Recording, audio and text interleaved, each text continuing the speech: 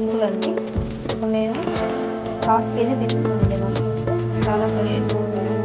మనకి దగ్గరగా దొరికేటివి అయితే కొద్దిగా బ్లాక్గా ఉంటాయి, కానీ ఇవి చాలా ఫ్రెష్గా ఉంటాయి. సో నేను హాఫ్ కేజీ మష్రూమ్స్ తీసుకొని నీట్గా శుభ్రం చేసుకున్నాను. నెక్స్ట్ ప్యాన్ పెట్టుకొని 3 టేబుల్ స్పూన్ వరకు ఆయిల్ తీసుకున్నాను. కావాల్సిన దినుసులు అన్నీ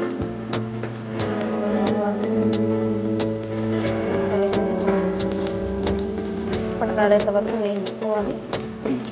నెక్స్ట్ ఒక ఆనియన్ మీడియం సైజ్ కరివేపాకు, 2 ఎండుమిర్చి రెడీ చేసి పెట్టేసుకొని ఇందులో వేసుకొని ఇది దోరగా లైట్ గోల్డెన్ కలర్ వచ్చే వరకు వేయించుకోవాలి. వేయించిన తర్వాత కొంతమంది ఈ మష్రూమ్స్ని కట్ చేసి చిన్న పీసెస్గా వేసుకుంటారు. సో నేను అలా వేయట్లేదు. మష్రూమ్ ఎలా అయితే ఉందో షేపు అలాగే వేసేస్తున్నాను. ఎందుకంటే ఉడికిన తర్వాత చాలా చిన్నగా అయిపోతుంది. పీసెస్ కట్ చేస్తే ఇంకా చిన్నగా ఉల్లిపాయలు కూడా కలిసి ఉంటాయి కాబట్టి నేను అలాగే మష్రూమ్స్ వేసేసాను. ఇందులో సాల్ట్ పసుపు వేసి బాగా కలబెట్టి వేసి మీడియం ఫ్లేమ్ ఉంది లేదా సిమ్లో పెట్టుకున్నా పర్వాలేదు, మాడిపోకుండా ఆ మష్రూమ్స్ వాటర్ అంతా బయటికి రావాలి అని మనం పెట్టుకొని మధ్య మధ్యలో చెక్ చేసుకొని మనం దీన్ని ప్రాపర్గా కుక్ చేసుకోవాలి. నెక్స్ట్ వచ్చేసి ఒక 10 minutes కానీ లేదా మీడియం పెట్టుకుంటూ వాటర్ అంతా చూడండి. నెక్స్ట్ 80% వాటర్ పూర్తిగా ఎక్కువాలి. వాటర్ మనం వాష్ చేసినప్పుడు వాటర్ అంతా డ్రై అయిపోయి ఆయిల్ పైకి తీసుకుంటారు. పర్ఫెక్ట్గా చిల్లీ పౌడర్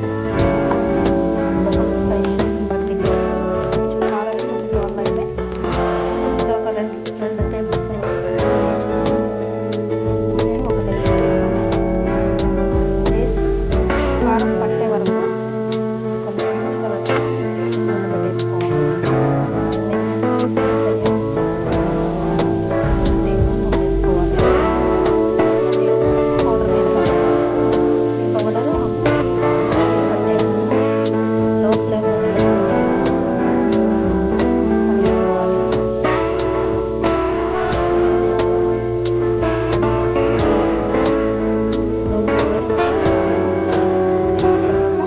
మూత పెట్టేసేయాలి ఒక 2 నిమిషాలు.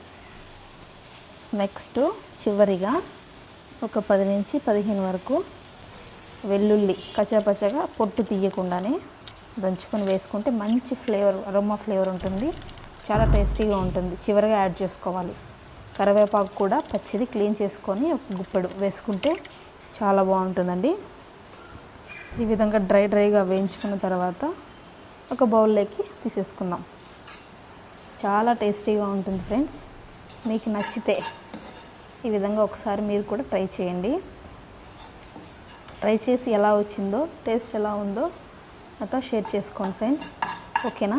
ఈ వీడియో మీకు నచ్చితే లైక్ చేయండి, షేర్ చేయండి, సబ్స్క్రైబ్ చేయండి. ఓకేనా ఫ్రెండ్స్? బాయ్.